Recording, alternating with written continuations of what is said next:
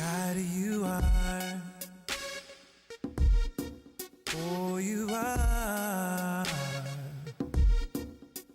You are, you are. God, you are my joy. Joy is what you are. God, you are my peace. Peace is what you are. God, you are my love. Love is what you are.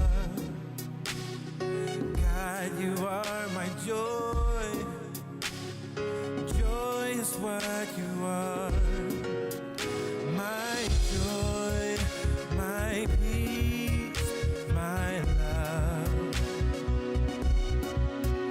My joy, my peace, my love.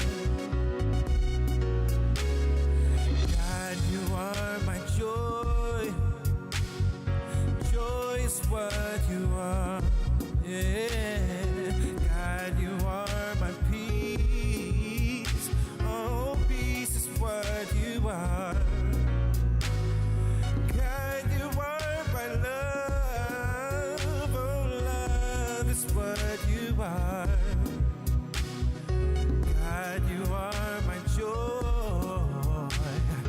Joy is what you are. My joy, my peace, my love.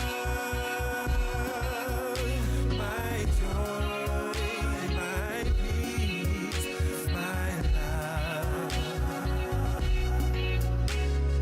God, you are my strength.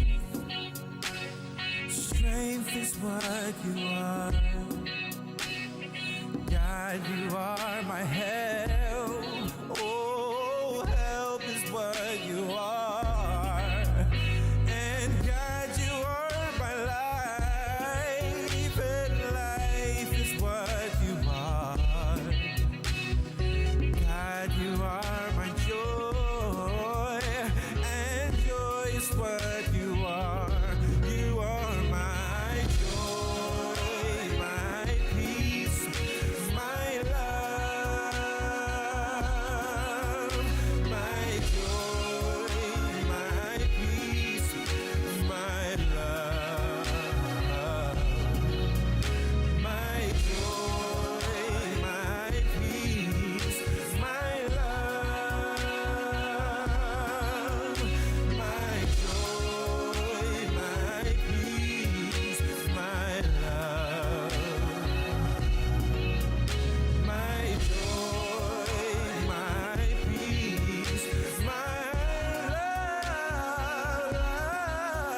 My joy, my peace, my love.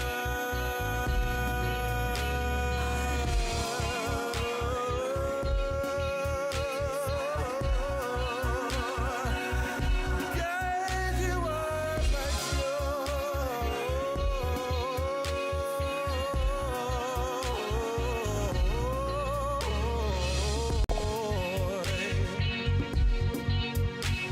Oh,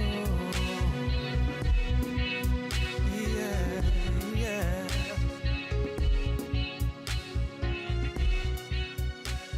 Na, na, na, na, na.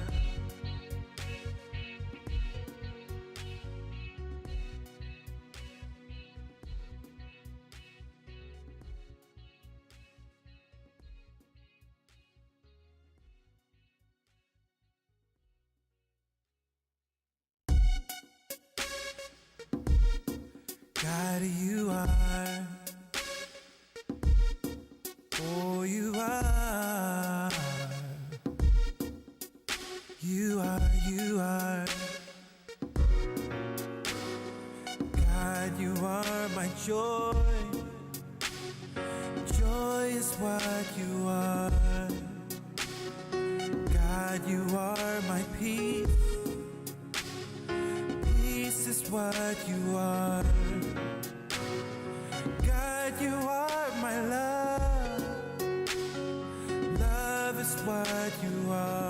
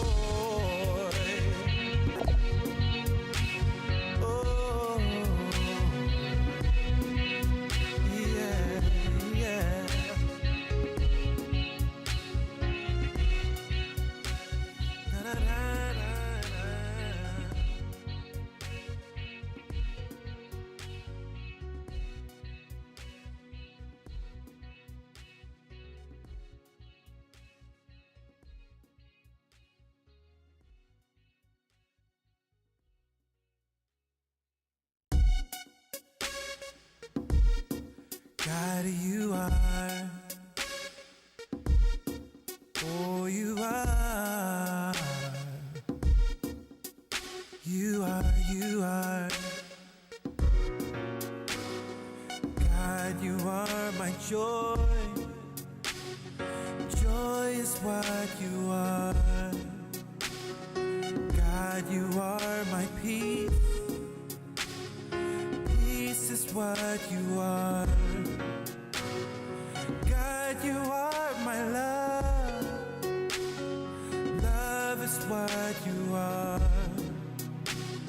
God, you are my joy. Joy is what you are. My joy, my peace, my love. My joy, my peace, my love.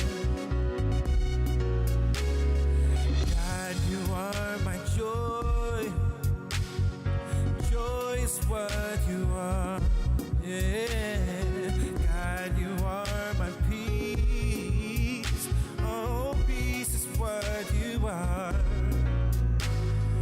God, you are my love. Oh, love is what you are. God, you are my joy. Joy is what you are. My joy, my peace, my love. My joy, my peace, my love. God, you are my strength. Strength is what you are. God, you are my help. Oh, help is what you are. And God, you are my life. And life is what you are. God, you are my joy. And joy is what you are. You are my joy, my peace, my love. My joy, my peace, my love. My joy, my peace, my love. My joy, my peace, my love. My joy, my peace, my love. My joy, my peace, my love.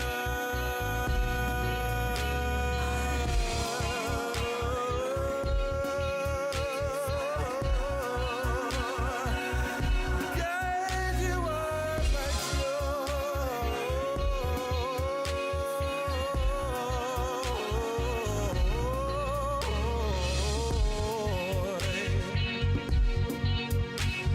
Oh, yeah, yeah.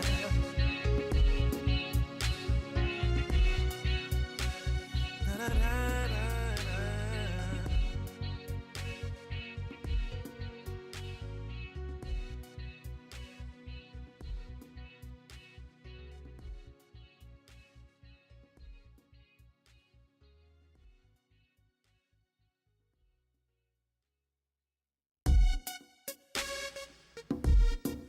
God, you are.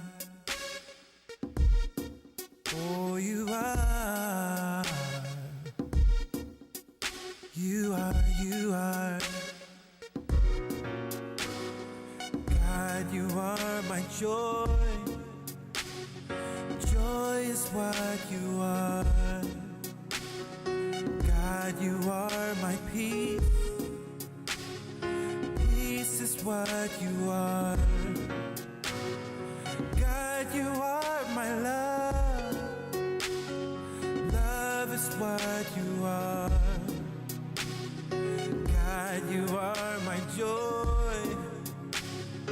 Joy is what you are. My joy, my peace, my love. My joy, my peace, my love. God, you are my joy. Joy is what you are. Yeah. God, you are my peace. Oh, peace is what you are. God, you are my love. Oh, love is what you are. God, you are my joy. Joy is what you are. My joy, my peace, my love. My joy, my peace, my love. God, you are my strength. Strength is what you are.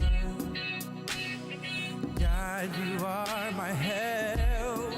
Oh, help is what you are. And God, you are my life. And life is what you are. God, you are my joy.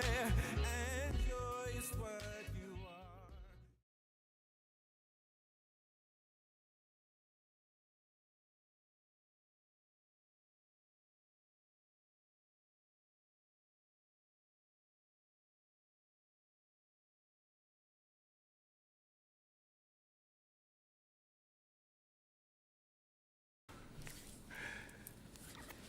Hello, happy Sunday. Good morning. It is so very good to be here with each and every one of you as we gather together to celebrate the magnificence and significance of the presence and power of God operating in, through, and as us. Let us begin as we always do with prayer. And I'm going to ground this today in a reading from the Daily Word. The word today is divine order, and the affirmation, I see divine order expressing everywhere. I delight in the glorious colors, fragrances, and arrangements of plants in a garden. I celebrate the imagination, the meticulous planning, and the diligent work that transformed a patch of ground, some seeds, water, and fertilizer into a beautiful, life-filled place. I recognize the role of divine order in the creation of this garden, expressing through everyone who worked to bring it into being. It began as an idea in divine mind, and someone received the idea, cooperating minds developed a plan, willing hands prepared soil, planted seeds, then watered and tended the growing plants. My spiritual vision perceives divine order, the eternal dance of mind, idea and manifestation expressing everywhere. And the scripture, God saw everything that God made, and indeed it was very good. Yes. And there was evening, and there was morning, the sixth day. Genesis 1:31. The affirmation, I see divine order expressing everywhere. And so from this place of awareness, I invite you to just take a conscious breath in and a conscious breath out. Again, we breathe in and we breathe out. For a third time, we breathe in and out. There is only one mind, only one power, only one presence that is working in all, through all, and as all. There is one life.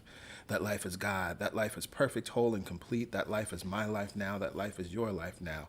That life is our life now. That life is the life that is expressing in divine order. That life is the life of every flower, every plant, every seed, of every ocean, every river, every lake, every stream. That is the life of the moon. That is the life of the sun. That is the life of the Milky Way galaxy. That is the life of galaxies known and unknown. That is the life of all.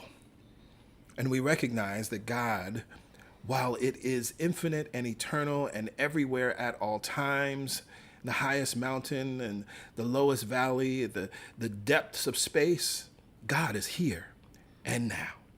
For there is no spot where God is not. God neither comes nor goes. It is always right here, right now.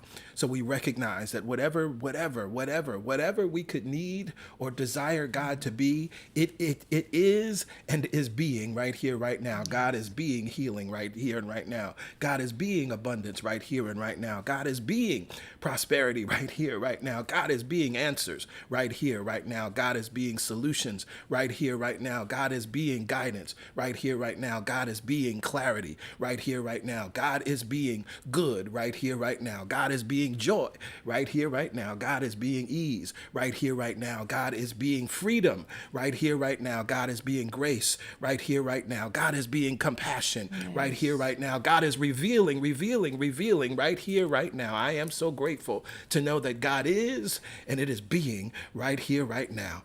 And I know that we are one with God. I know that we are one of God. I know that we are individualized, particularized, undivided expressions of this thing that I call Mother, Father, God. So today we celebrate. Today we gather together in joy. And today we deepen our understanding and awareness of this reality so that we can stand in this time-space reality as the divine, holy, sacred, worthy God beings that we are.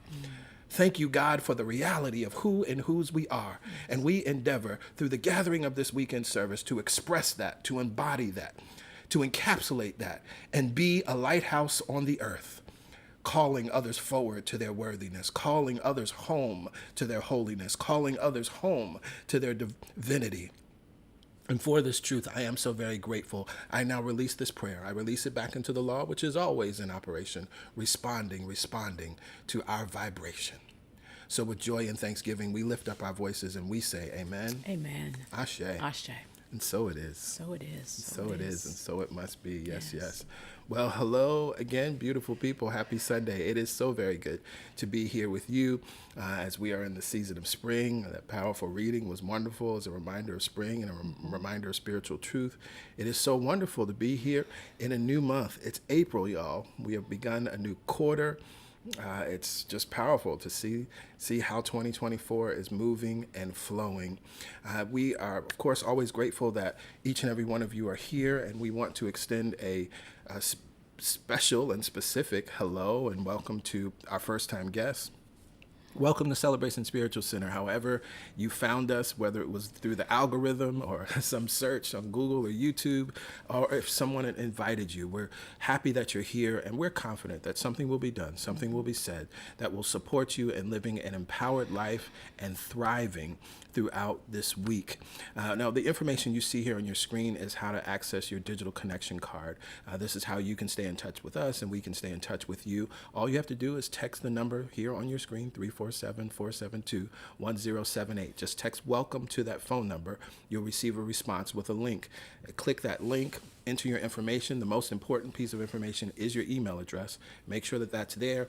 Submit it, and you'll receive another text that says you're all set. Indeed, at that point, you are all set. You'll be on our mailing list. You'll receive the emails that go out throughout the week. We do send out a newsletter that comes out every Friday. Additionally, if for some reason you're unable to text, or particularly if you're outside of the United States and you are unable to text in this post, whether you're watching on Facebook or YouTube, you'll also see the link is there for you to get directly to the digital connection card. But again, we're happy that you're here. And we know that there's a powerful reason that you're here, and there's a powerful receiving that will take place because you're here. So this is a wonderful time for us to tap into our news and updates so that we can move forward with this month's meditation, the music, and the message.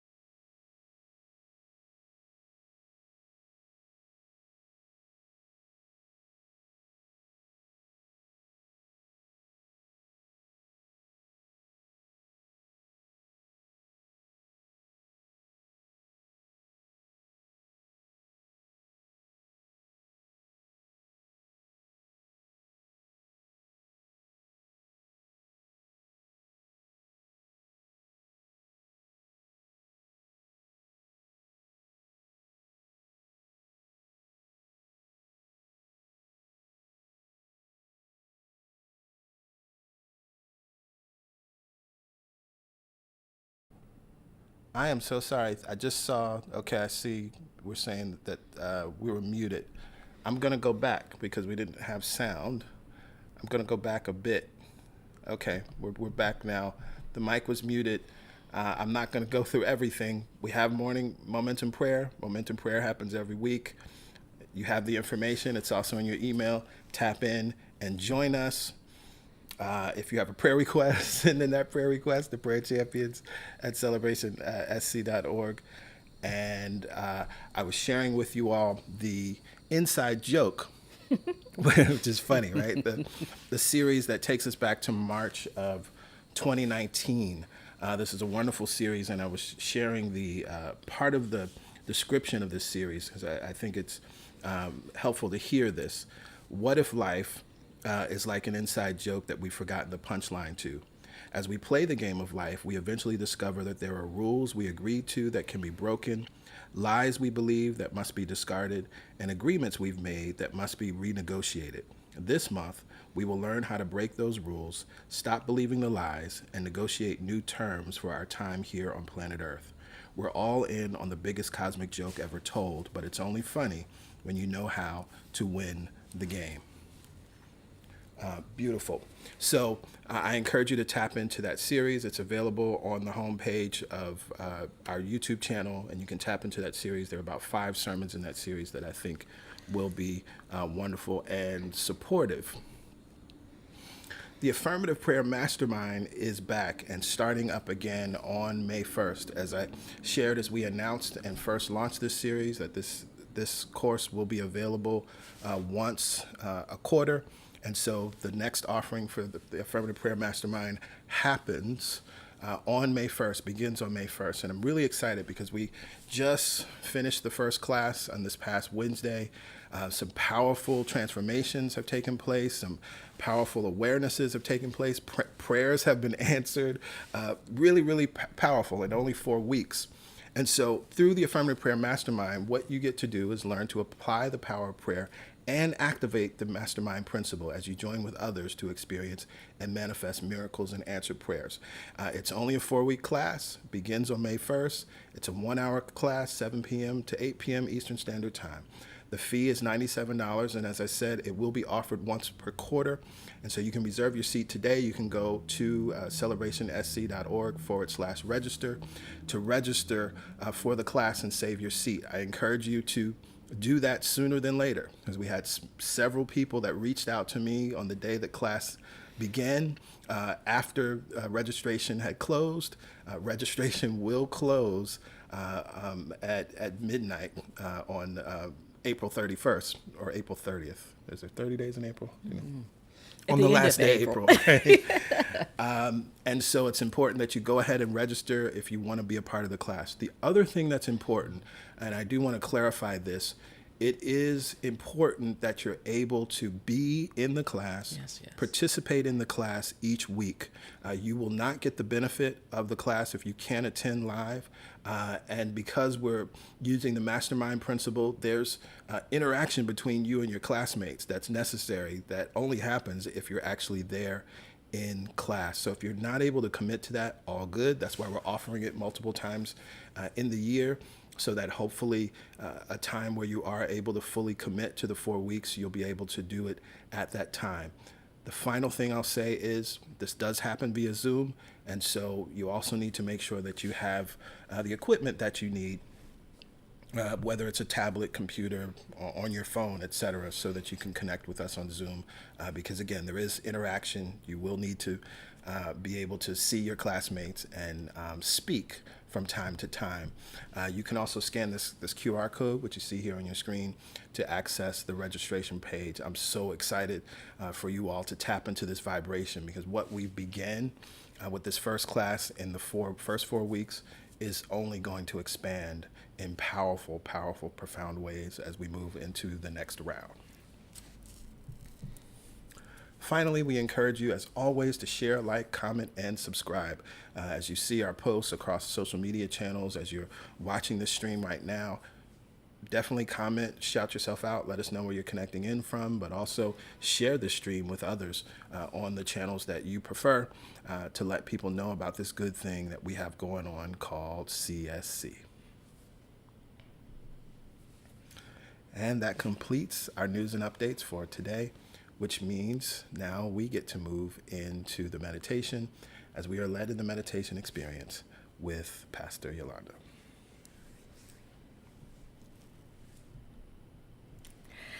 Yes, it is time for the meditation experience. We defined it as an experience before day one because we knew that we would provide information and we would point you in the direction of sacred truth, but it is only through the recognition and the feeling of God within yourself that you know that these truths are real for you.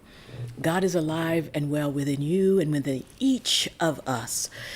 As PG said, we are in a new month, a new opportunity to affirm something this year, talking all about our birthright. As I sat with the idea, what is something that we need to be reminded of this month? God's goodness, that we can receive that goodness whenever we choose, that we are a product of God's goodness, and that we are supported in God's goodness.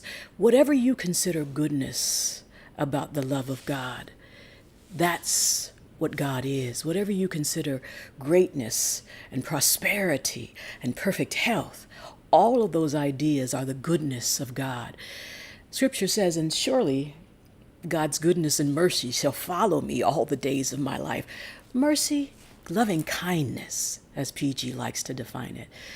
Surely God's goodness shall follow me all the days of my life. And guess what? You don't have to beg, steal, barter, bargain to get this goodness.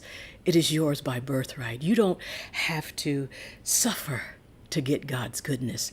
You don't have to be anything other than you are to receive God's goodness, if you allow it.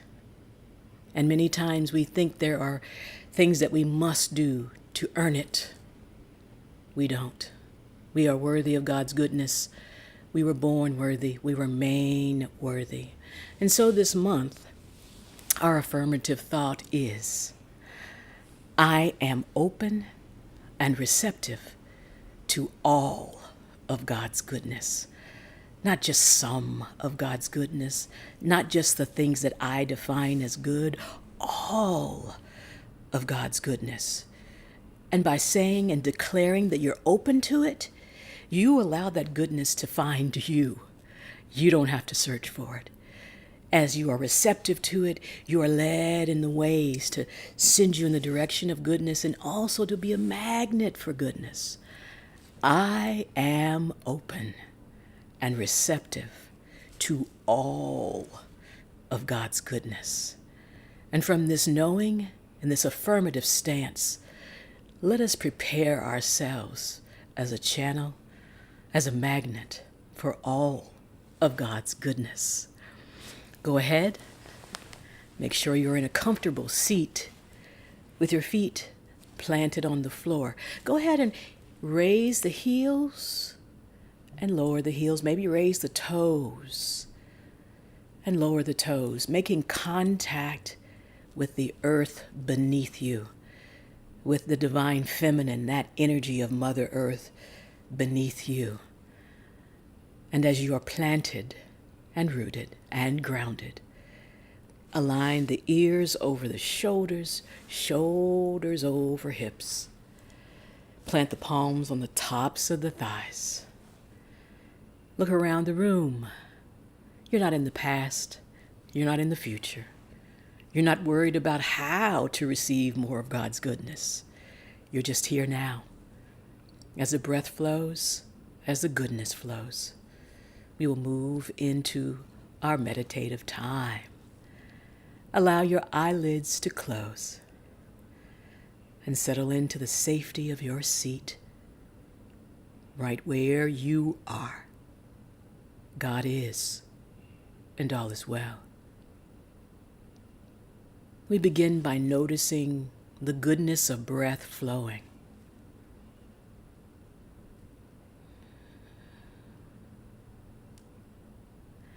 We make no judgment of the breath.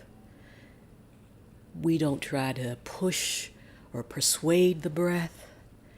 We just are in gratitude for the goodness of breath.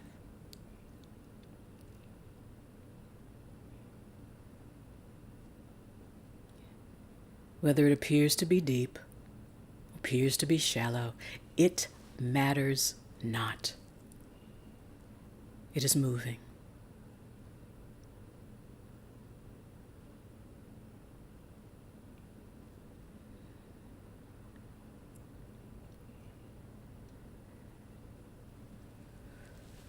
Beautiful, everyone. Now we have the opportunity to take conscious control of the breath, to choose where it goes and how it flows. Let's bring our focus of attention and send our breath deep into the low belly. And together we're going to inhale for a count of 4, hold for 4, release the breath for 4, and then rest in the goodness for 4. Together, let's inhale.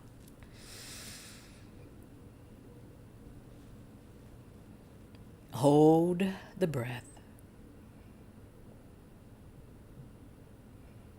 Relax the jaw and sigh it out.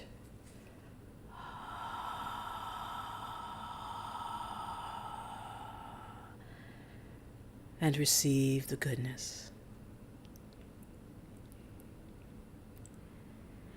Again, into the low belly, expanding the low belly, dropping that breath nice and deep. Hold it there.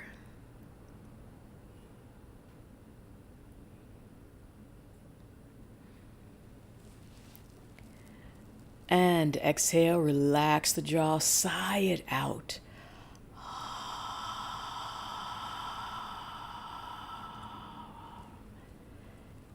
And relax into the goodness. In through the low belly, now up through and to the rib cage, expanding the sides of the body. Hold it there. And without collapsing the body, relax the jaw, release the sound.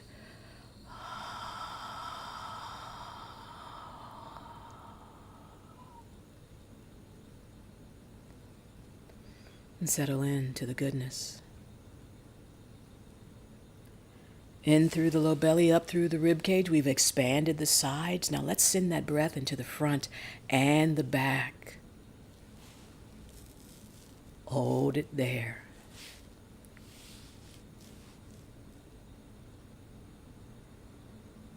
And sigh it out.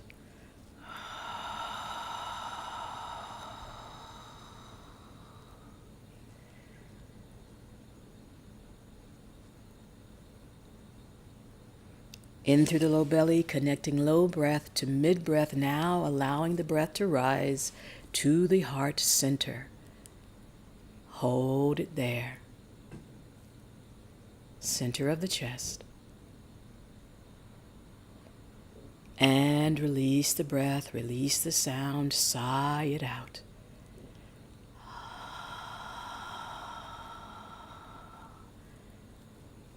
And relax.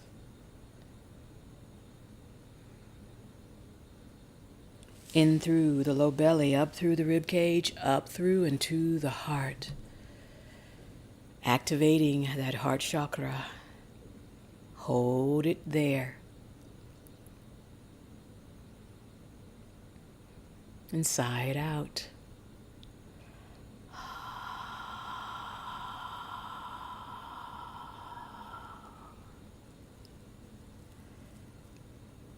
As we inhale and exhale all the way in and up, this time when we reach the top, close the lips, and when you're ready, exhale through the nose, slowing it way down.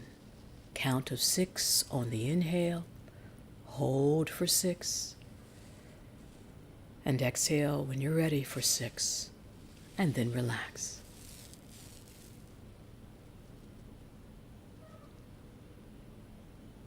I am open and receptive to all of God's goodness. I don't have to earn it. I don't have to be more worthy. I am open, and as I breathe, that goodness flows to me. I am open, and as my heart beats, I beat in the rhythm of God's goodness. I am open and receptive, and with each inhale and exhale, I know it more deeply.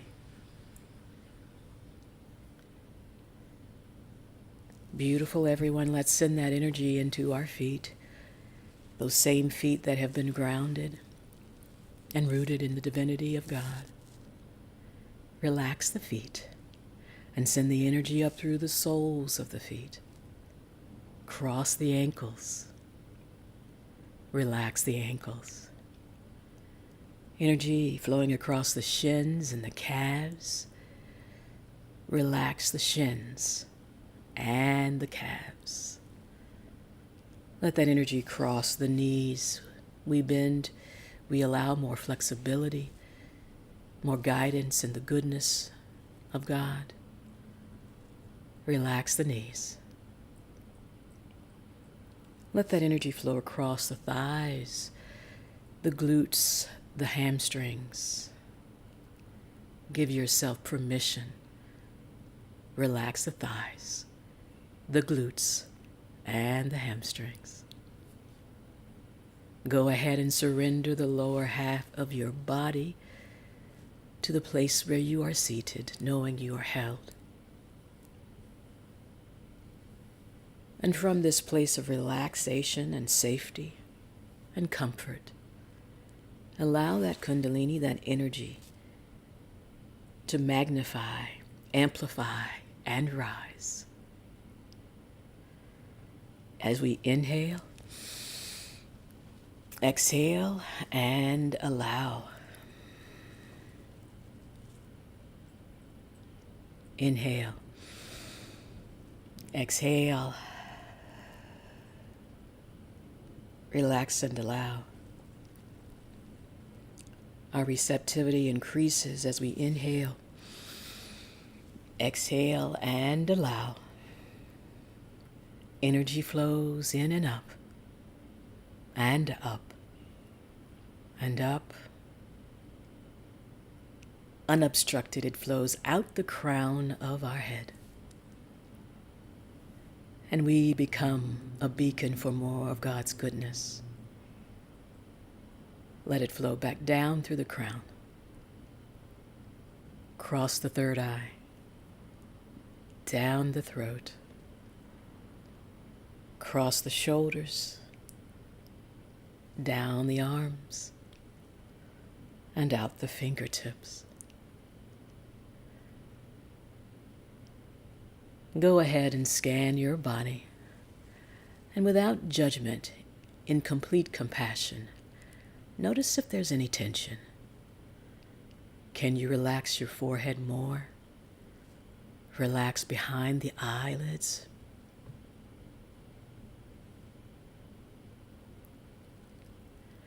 As we prepare for our silent time, if the mind wanders, it is perfectly okay. It's just doing what the mind is designed to do.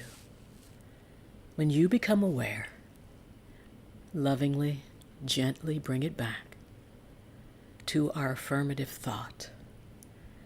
I am open and receptive to all of God's goodness. Not some, but all. I am open and receptive to all of God's goodness. We are open and receptive to all of God's goodness. You are open and receptive to all of God's goodness. Now,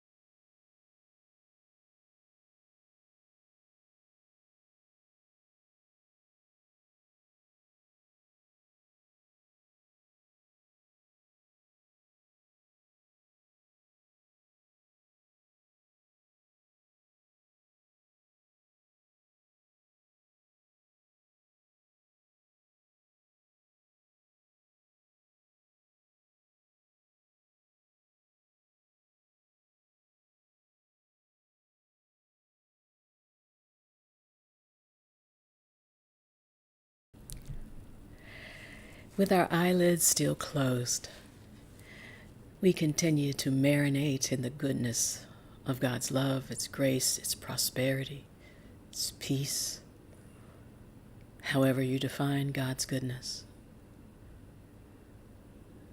With our eyelids still closed, we remember that we can access this goodness very easily by affirming it for ourselves, by declaring and decreeing.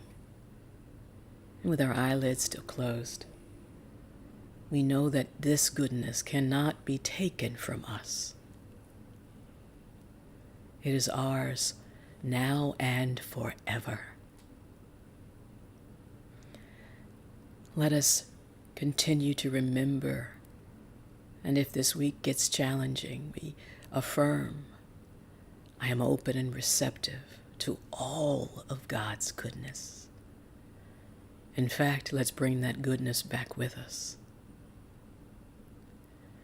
If the palms are turned up, turn them down and go ahead and inhale. Draw the shoulders up by the ears, starting to slowly wake the body as we release the shoulder blades nice and easy.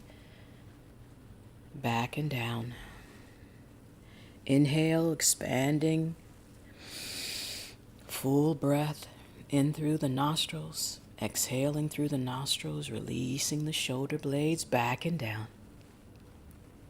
And one more time, inhaling up.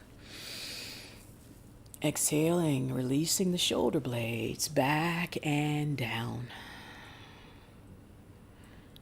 Bring the palms together at heart center. Lightly touch the thumbs into the sternum, a little bony ridge at the center of the chest. Bow the chin towards the fingertips. Pausing to notice how energy continues to flow from the base of the neck all the way down the spine. Bowing in honor of the time we've given ourselves and that we've committed to together. Allow the eyelids to gently open, finding a soft resting place. Inhale, raise the chin, raise the gaze. Release the breath. Maintain the peace. Namaste.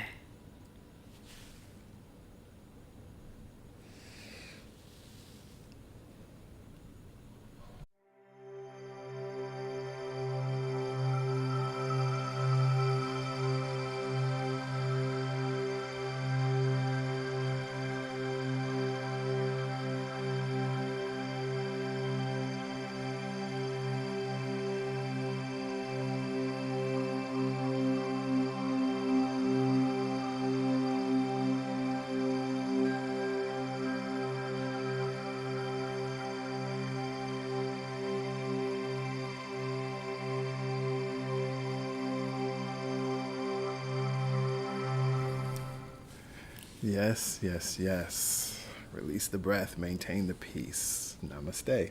Thank you, PY. You're welcome. Well, as we have begun this new month that, of course, begins, we have a new meditation. It also means that we have a new sermon series, and so we're beginning a new 7-week series. This is going to take us through May.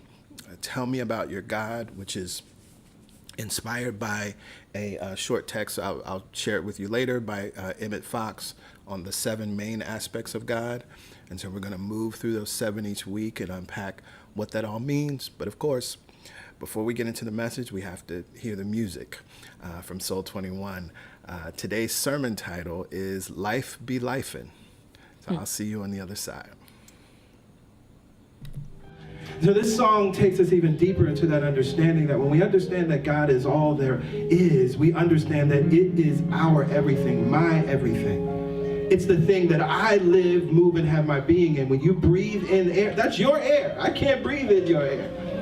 That's God. That's your God that you're breathing in. The blood that's flowing in your veins, that is your God. God within you, my God, flowing through your veins. Yes, yes? Yes.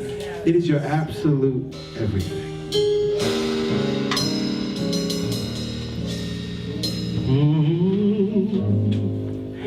In you I live and breathe. You're and all I see. You are life in me, my everything. All right. Yeah. Your infinity, stars and galaxies. Yeah. You are life in me, my everything.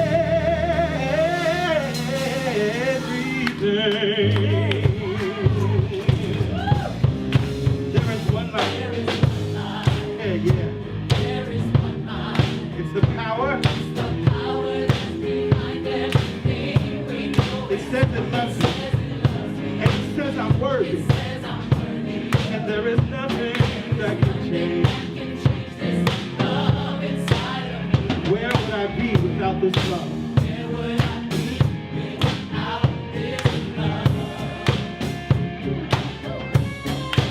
Where would I be without this joy?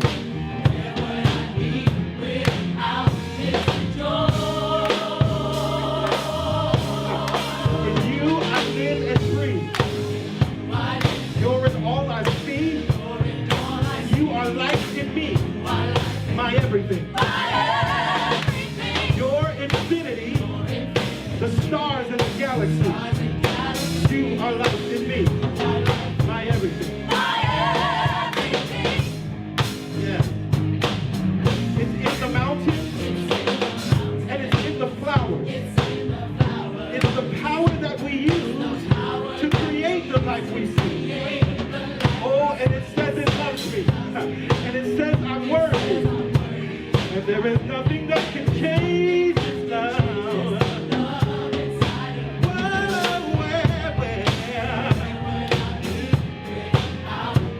Oh, nothing exists without love. No, nothing exists without love. Tell me where.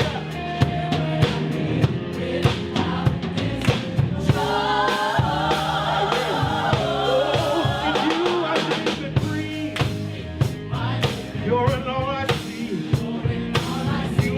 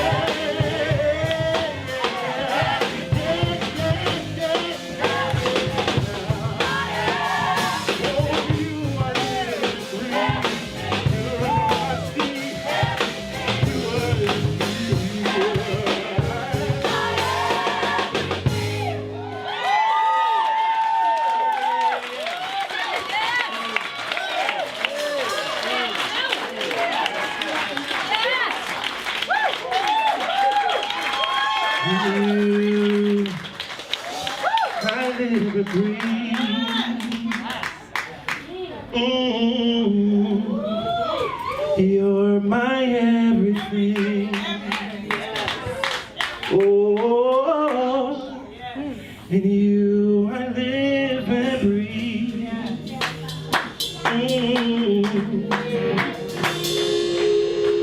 You're my everything. Soul 21. Can you sing that for me?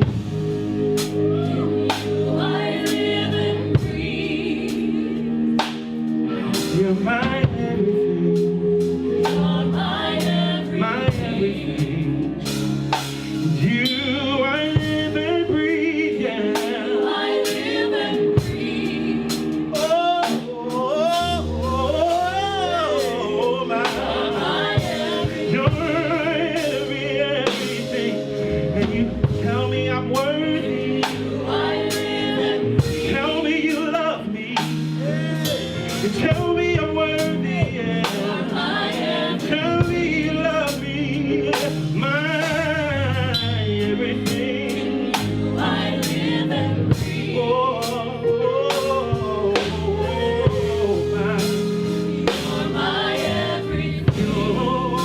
my. This is personal. In you I live and breathe. Make it personal. You're in all I see, yeah, yeah. God, love, peace, joy, use whatever name feels good to you right now. You living and you moving and you're sitting in, yeah. You're mine.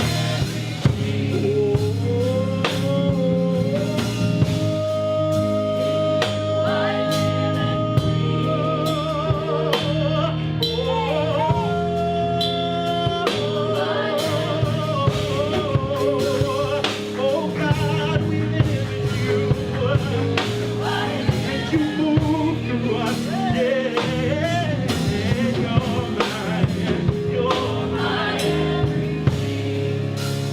You are living.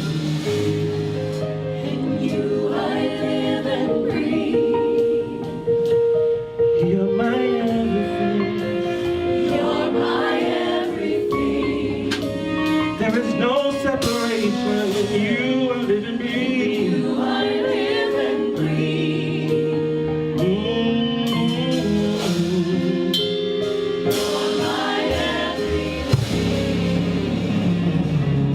So it is. So it is. So it is.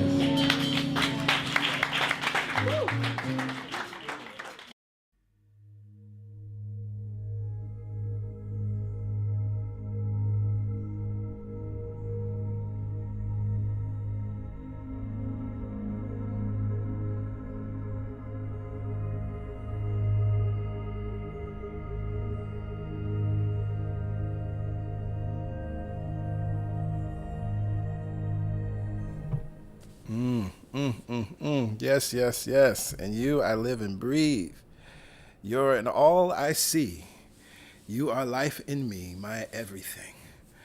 Your infinity, stars and galaxies. You are life in me, my everything. Well, hello, beautiful people. Happy Sunday. Good morning, good afternoon, good evening, wherever you are, whatever time it is that you are connecting in. It is good. It is a good moment. And I am happy to be here with each and every one of you as we begin a new journey, as we begin a new series and deepen our learning and our awareness and our knowing of the truth of who and whose we are. I invite you to affirm this centering prayer with me or after me as we do each Sunday. I welcome the Spirit of truth into my mind and let it grow in my heart. Thank you, God, in me, through me, and as me. Amen. Ashe. And so it is. And so it is. Well, I want to dig right in the TV series Pose. Love the series Pose. I hope you all have seen it. If you've never watched it, take this as an opportunity to tap in and to watch the show on FX. But in Pose, in the last season, Pray Tell, who's played by Billy Porter, he gave an Emmy-winning performance of the character. He goes home to confront his past. And there's a very tender moment in that episode where he's having a conversation with his mother. And his mother is finally able to release her judgment, to release her indoctrination that has led to many, many years of ostracizing her gay son, that has led to many, many years of them not having a relationship. And she's able to lay those things down. And in that tender moment, she asks him a question. She asks him, tell me about your God. Because she recognized that her understanding of God didn't allow her to have a relationship with her son. Her understanding of God had created this great rift and this great sense of separation. And that she knew that they finally realized that there's something wrong or problematic, if you will, with my concept of God. And she asked that question. And so taking from that scene, that's the question that I'm posing to each of you, and the question that we're going to answer today through this series from a New Thought metaphysical perspective. Tell me about your God. Now, the truth is, each and every day, we're answering this question. I see your answers to this question all over social media. I see your answers to this question and how you react to experiences in life. I see your answers when all seems to be going well. And I see your answer to this question when all seems to be going wrong. Now, you've heard me say it many times that our God concept is the most critical component of our spiritual understanding. Everything follows from there, right? There's a wonderful sermon. You can go back on YouTube, check your God concept. I don't know how many years ago that was, but I've been talking about it over and over again because it really is the centering idea upon which everything rests. And so in Emmett Fox's The 7 Main Aspects of God, he outlines what he calls the 7 fundamental truths about God. And he goes on to write that any other truths about God are some combination of these 7. And so you can find this text, you can get it on Amazon and download it. It's not available digitally, and you see it's just a pamphlet, almost, a booklet. It's very small. But whether you grab it or not, I'm going to take you through the wisdom and expand upon the wisdom that's there and make it personal. And hopefully you will glean the truths from it. And so as he said that these 7 aspects, any other truths about God are some combination of the 7. Well, what are the 7? 1, God is life. 2, God is truth. 3, God is love. 4, God is intelligence. 5, God is soul. 6, God is spirit. And 7, God is principle. Now, hearing these 7 aspects, I'm sure on some level, it sounds right? You agree with it, right? Each of these on a surface level, you have an understanding of this, and that's a good thing.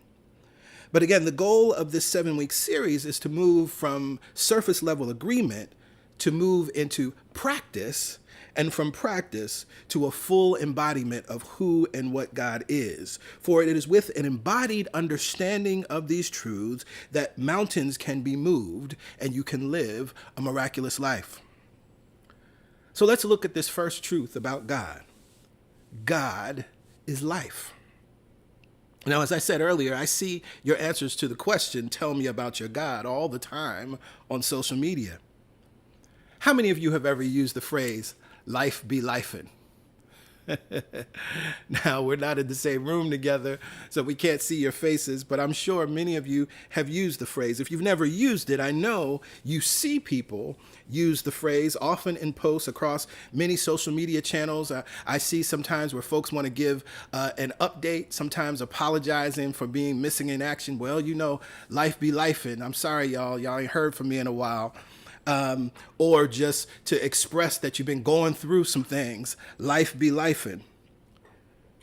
This phrase and the use of this phrase is, by the literal definition and the metaphysical understanding, blasphemous. because God is life.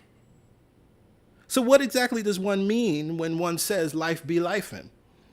Are they saying that life is good? Are they saying life just keeps getting better all the time? That life just keeps being good to me? That life always supports me? Now, we know that that's not how the phrase is generally used, right? That the phrase is being used to say life is hard, that I'm going through. What I've seen some people attempt to do to sort of self-correct is to say life be lifin', but God be Goddin'. And the problem with that is, from a New Thought metaphysical perspective, is that there's no separation between life and God. So to say that life be lifin' and God be Goddin' is to suggest that the devil is busy, but God has my back. And what we know to be true is that there is one life. That life is God. That life is your life now. That life is my life now. That is the life of all now. And so even to say life be lifin' but God be Goddin' is actually an agreement with separation. And it's not just phrases like life be lifin'. We have all kinds of phrases about life that are diametrically opposed to the spiritual truth that God is life. We're told life is hard. We're told life comes at you fast. We're told life is short. We're told life will chew you up and spit you out. Life will hit you hard and knock you down. We've heard all of these phrases or some form of it in our lives. And unfortunately, these phrases have seeped into our subconscious and are a program that we're unconsciously, in most cases, living from, making choices from, and interacting from. We've all heard these phrases, and we've all believed or accepted these ideas at one time or another, in one experience or another. Now, while we know these phrases, the spiritual truth says God is life. And just think about it for a second. If we substituted just without any metaphysical understanding and just took the literalism for a second and just substituted God in any of these phrases, it would paint a picture of a cruel, unforgiving, and sadistic being. God will chew you up and spit you out. God will hit you hard and life knock you down. God is hard. It would paint a picture of a God made in the image of humans at their very worst. And of course, this is the general understanding and picture that we get of God with a literal reading of not only the First Testament scriptures, but also if you want to take a literal reading of the stories of the Greek gods, right, who are very much created in the image and likeness of humans, and we see them being jealous and vindictive and fighting against each other and mad at this one and hiding from the other one and stealing from this one and coming down the earth and manipulating, right? And so we have these ideas about God or even gods that are created in the image and likeness of humanity at their worst. But we know this can't be true. It doesn't even sound right if we say that God will chew you up and spit you out. It just doesn't resonate with you to say that God will hit you hard and knock you down. Because this does not, I don't know about you, but this does not align with my God concept. And so I trust that it does not align with yours. So then the question comes, what do we mean when we say that God is life? And why must we abandon phrases like life be lifin' or any other phrase that paints life as cruel and unforgiving? Because if we do that, again, then we're actually saying that God is cruel and unforgiving. So in the 7 main aspects of God, Emmett Fox writes this very specifically and clearly. God is life. God is not just living, nor does God give life, but God is life. Where God is, their life is. God is your life. Life is existence or being.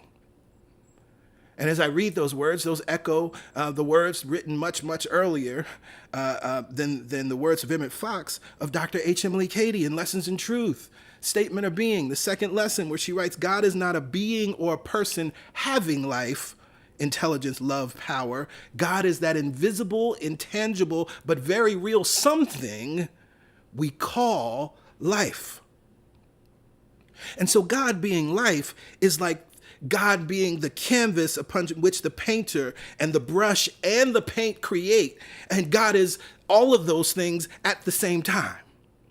God is the dancer and the dance. God is the singer and the song. So anytime we anthropomorphize life, we miss the true meaning that God is life. Because God is not a being or person having life, it is life itself. I'm reminded of the words of Jesus in John 10:10. It's the only place we find it. I'm reading from the New Revised Standard Version, that they may have life and have it abundantly. And so when we understand that God is life, and Jesus is saying that the heart of my ministry is for you to have life and more of it, we understand that what he is actually saying there is that there's an opportunity for us to have God, for us to know God, experience God, express more of God than we may presently be able to imagine, experience, or express. And so as the master teacher, as the way shower, he's demonstrating to us how to live in that way. And one of the things that's central to the teachings of Jesus is I and my Father are one. I and God are one.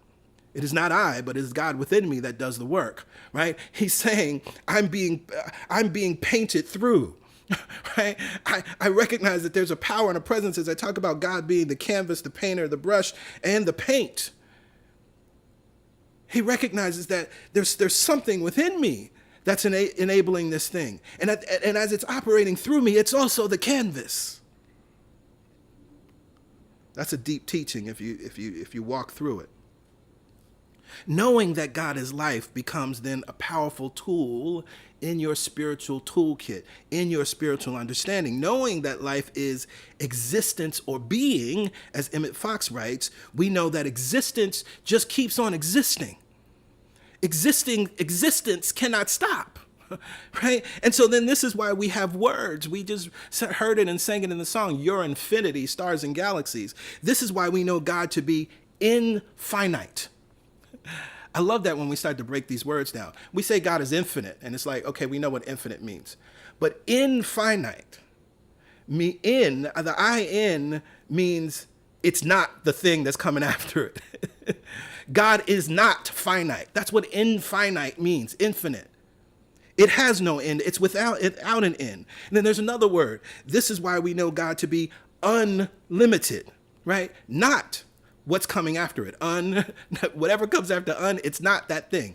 Unlimited. It's actually an undoing of limitation, actually, right? Which is powerful to understand because it is existence or being itself.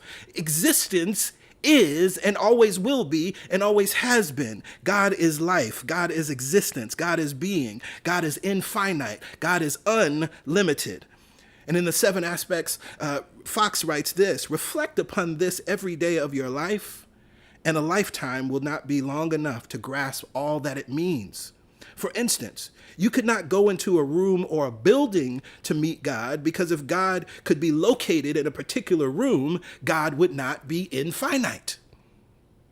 So this is why in New Thought we teach, and this is one of the, I think, central pieces of New Thought theology, philosophy, and understanding that makes New Thought unique is our concept of God, the omnipresence of God, that God is everywhere and everything at all times. We have these phrases, we hear it all the time, but we do not contemplate the depth of it. There is no spot where God is not. But when you're in the midst of turmoil, when you're in the midst of unwanted, when you're in the midst of sadness, when you're in the midst of despair, somehow that seems to be forgotten. You love to quote it and it rhymes and that's cute.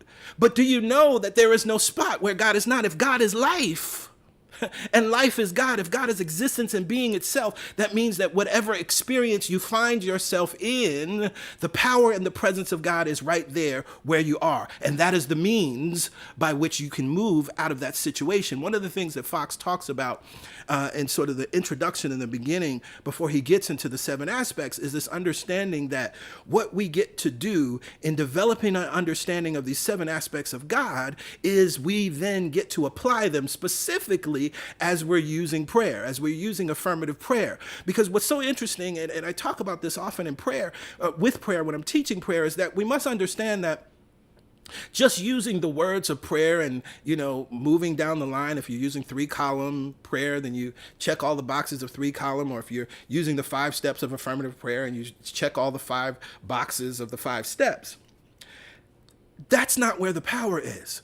Because whatever you need God to be in that moment, that's how you must then begin to speak about who and what God is. This is one of the things I love in the spiritual tradition from which I grew up in, right? I heard all the time that God is a lawyer in the courtroom and a doctor in the sick room, right? And so if we're praying about healing, then we're going to speak about God in those ways and understand existence and being in that unwanted situation in those ways. If we're praying for financial sustenance in some way, then we're going to talk about God as abundance and prosperity and more than enough, and there is no lack or limitation, and we're going to talk about it in those ways. If we're we're in the midst of grieving, we're in the midst of mourning, and we're about to memorialize a loved one, then we're going to talk about God as the comforter. We're going to talk about the grace and strength and peace that God is, that peace that passes all understanding, that is moving in, through, and as us, and walking with us as we move through the process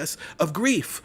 We understand then, as God is life, life becomes anything and everything. That's why we had to hear that song today. And this can radically change your understanding and your use of the understanding. In many cases, our God concept is the same that it was when we first learned about God as children. Humans seem to evolve their understanding about a great many things, but God, unfortunately, seems to be fixed in this limited understanding. Fox writes about it in the text. He says it's like walking through life with this limited understanding is like being a grown man trying to wear the shoes of an infant. And as I read that and I thought about it, I said, well, if that was my reality, then I would say that life is hard. Right? See, we start to understand that God concept then creates these false ideas about who and what God is, because just as we know how painful, I know it would be painful to try to get my big toe in some infant shoes. And metaphorically, if that's the way that I was operating in life and with life, I would most definitely think that life is hard. I would most definitely think that life would chew me up and spit me out.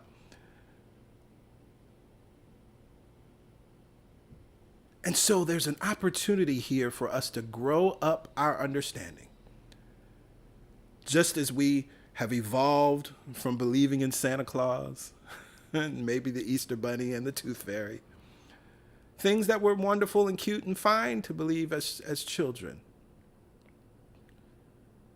There was a time in our lives where we thought that, our parents knew everything. Right? They were our elders, maybe it was even your grandparents, etc. Whoever your caregivers were, as a small child, you thought the world kind of centered around them. Or have you ever had the experience, and I had this experience years and years and years ago, of visiting my elementary school, right? And that building actually doesn't exist anymore. They tore it down and built a bigger school. But I remember how huge that building used to feel when I was in 5th grade, right? I remember that, the water fountains I thought were tall, right? I remember that the halls seemed so wide. But when you revisit that same place as an adult or even just as a teenager, you're amazed. And I don't know if you've all had this experience. I've had it. And if you're able to do that, even to visit your high school, it's amazing to see how small the building is, right? It's amazing to see how small the hallways are. But they seem gigantic from the vantage point of a child.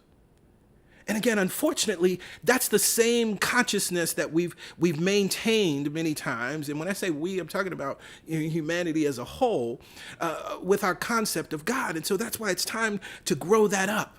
Because otherwise, you're walking around like a grown person trying to fit their toe, because that's about all you could get, in an infant shoe, sliding that little shoe around.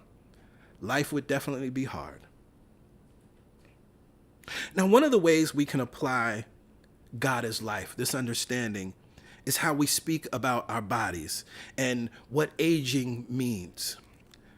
I've been seeing it a lot, particularly many of my friends. We're in our late 40s, early 50s, and joking. Many have been joking, right, about being sore every day, and been joking about, their knees popping and, making sounds, trying to get up off the couch and all of that stuff. And well, I get it. It's funny. Yes, it's funny. But unconsciously, it's affirming the lack of life. Hello, somebody. See, with great power comes great responsibility. Right? We're responsible for what we know. We can't step into these teachings and embrace these teachings and talking about manifesting and law of attraction, and you believe in the power of mind, but then you're out here misusing your mind and your mouth by talking all of this foolishness that is unconsciously affirming the lack of life. But God is life. So it's another way of saying God ain't here. Right? Or it's another way of diminishing the activity and action of God in, through, and as you. And that's literally what we're doing when we do that. Because, see, God being life, it can never be fully snuffed out.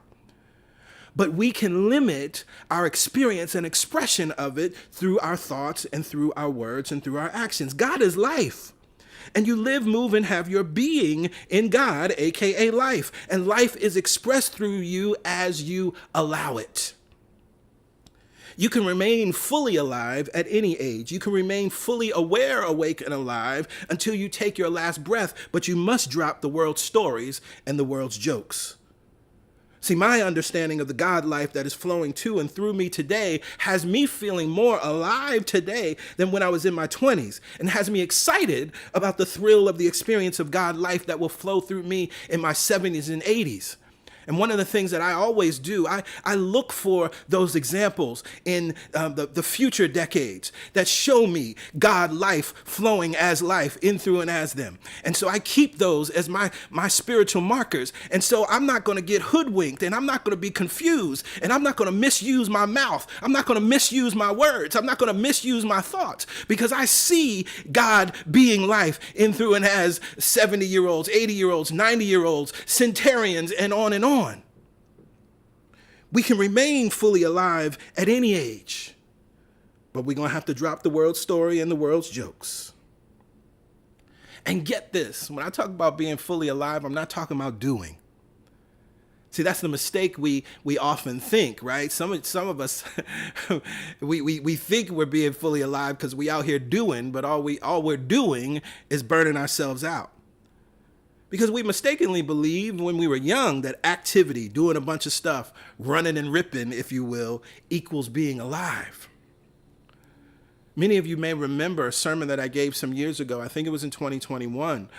Resting is living, which is a powerful understanding, right? That this is not about doing, and actually we need to be able to rest. In that sermon, I shared the 7 types of rest, which comes from the book Sacred Rest by Dr. Sandra Dalton Smith. If you've never read that book, if you don't have it in your library, you definitely need to get it. You definitely need to acquaint yourself with understanding what rest really looks like, because rest is a form of activity. Resting is living, and it's supportive of living. I also said in that sermon that when we don't rest, we are not actually living. We are becoming walking reactionaries. And the interesting thing about that, being a walking reactionary, reacting to life, indicates an adversarial relationship to life. It's the very thing that people are affirming when they affirm in the negative, life be lifin'. They're affirming an adversarial relationship with life. And this is completely opposite of the understanding that God is life. Why? Because you are one with God, and God is operating in, through, and as you. There is nothing in opposition to the God in you, and there is nothing in opposition to life. But if we're not resting, we inevitably will become walking reactionaries. So when we talk about being fully alive, when we talk about having that expression of the full expression of God and being fully aware and awake alive, I ain't talking about running around doing a whole bunch of stuff. Because most people that's running around doing a bunch of stuff are proving. They're trying to prove. because they're living in a life be life in. They're living in a sense of separation. They're living in an adversarial relationship with life, so they think they have to manipulate life, right? They're living in a physically focused expression and interaction and relationship with life. This is one of the other reasons I was thinking about it. One of the other reasons that's important for us to understand the proper use and practice of meditation. Because what meditation is doing is saturating us in God life, and we bring all of that out into expression with and for us. And I love, I've referred to this metaphor many times. I love how Maharishi Mahesh Yogi talks about looking at how a cloth is dyed. And how it takes, you can dip a cloth in dye and you pull it out and it appears to be fully saturated, right? It's if it's an indigo dye, that white cloth is now fully, has that bluish hue of indigo. But if you let that cloth dry and sit out in the sun, it doesn't have the same depth of color, right? It actually kind of looks like a light blue. And so what do you need to do? You need to dip it back in. And we recognize that that's a process that happens over and over again until the cloth becomes color fast, right? Until it becomes fully endowed and imbued and fully expressing all of that color.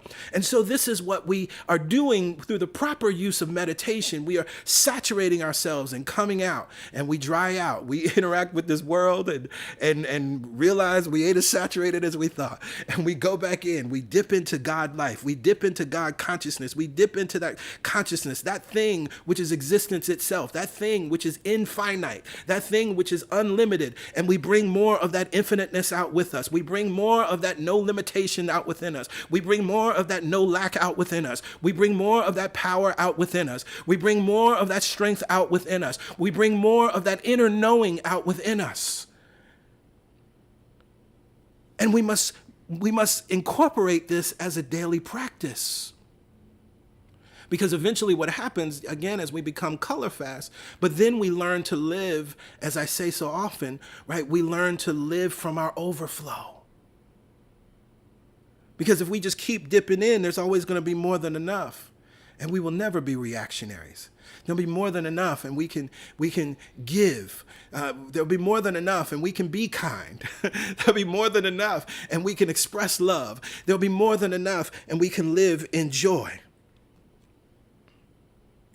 And so when we understand that there is nothing in opposition to the God within us and the God within you, to life itself, this is why we pray in New Thought. These words are not just empty words. There is one life. That life is God. That life is my life now. And so in prayer, we're bringing ourselves back to that reality. The acknowledgement that God is life, and the acknowledgement that life is God, and the acknowledgement that that life is mine. I am one with it. And as that life is existence and beingness itself, it exists and becomes as anything that I need it to be.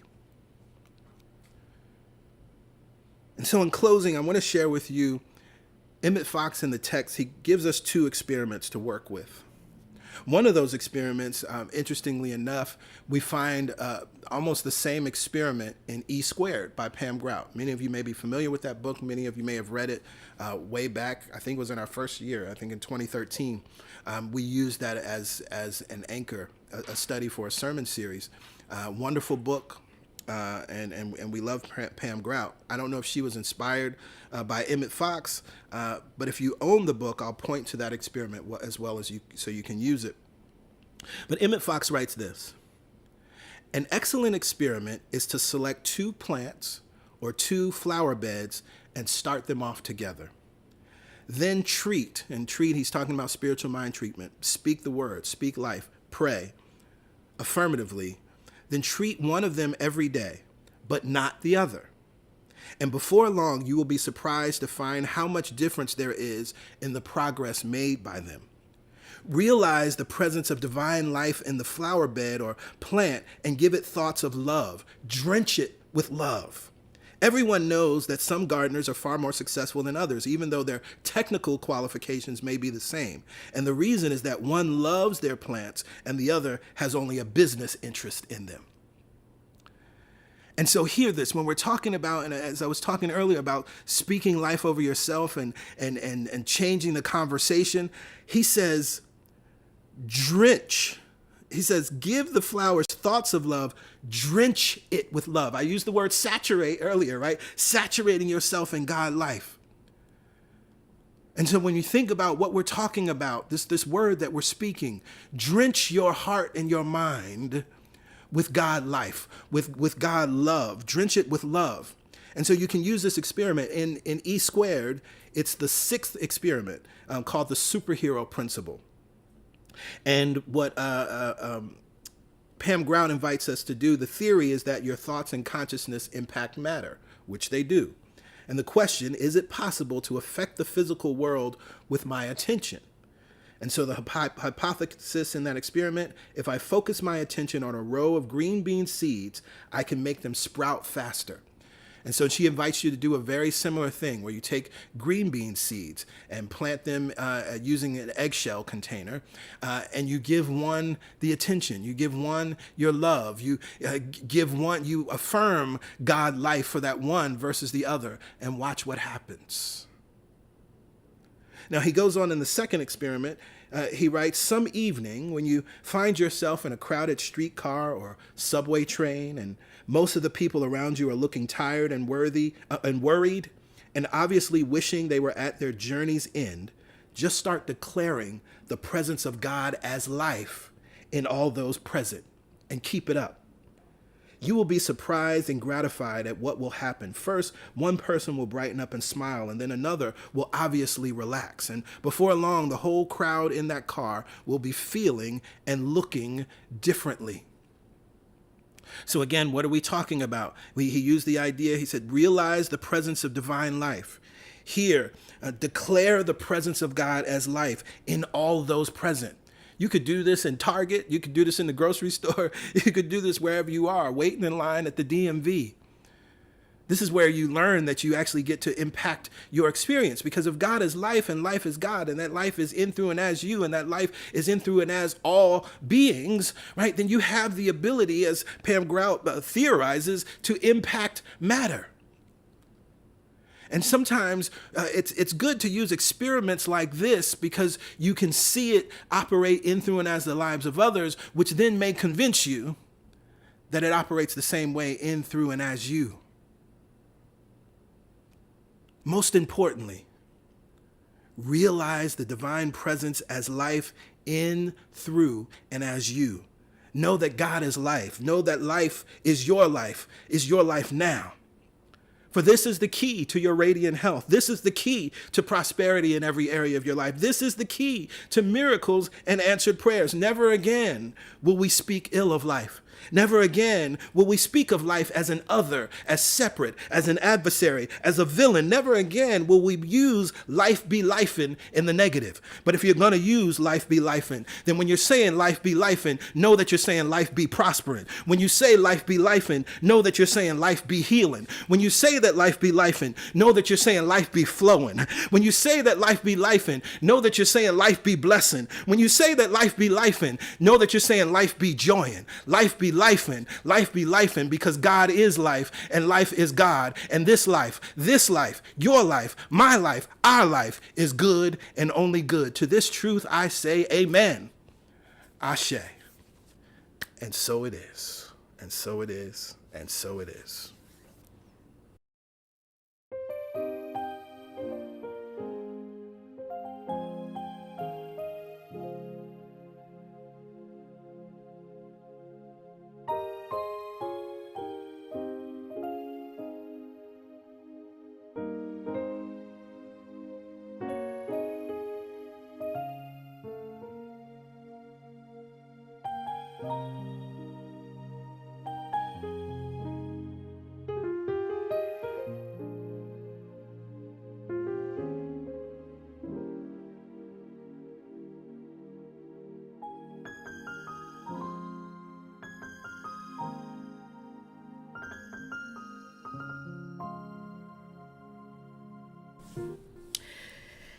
Woo, woo, woo, woo, woo. I was over there trying to keep myself quiet. Life be lifin'. You will never again think of that phrase and not know the truth of what it could mean for you. It is time to grow up in our experience of what God is, what life is, what love is, what prosperity is, what the infinite is. It's time to grow up. Yes, yes. It really is. It's time to stop having these ideas that we just accept as reality and start creating our own reality. How do we talk about God? What do we believe about our experience and our connection to this thing called God? Yes, yes. You say it, and what you think is already reflected in the way you respond to these kind of things. I've seen it everywhere, life be lifin'. And now you know what it really means, what it should mean, what it can mean. Absolutely. Let's grow up, y'all, in our concept of God. Yeah. Let's grow up in our relationship to what God is and what we are and what life is. Yeah. It's time to take your big toe out of that little shoe. Absolutely. Thank you, PG. This is a You're good welcome. one. This series is going to change everything. Yes, yes, yes, yes. We are so grateful. Please, of course, share this with anyone that you know this will resonate with. Invite them to join us for the remainder of the series. Excuse me, as we continue to move forward with these 7 aspects, these 7 truths, these 7 principles. And so in this moment, it is time for giving. You've seen the information at different points in the stream. It's very easy to give to CSC. You can go to our website, celebrationsc.org/give, or you can text your dollar amount to 347-744-9500. There is a $10 minimum to text to give. What is most important, however, is that you give what feels good.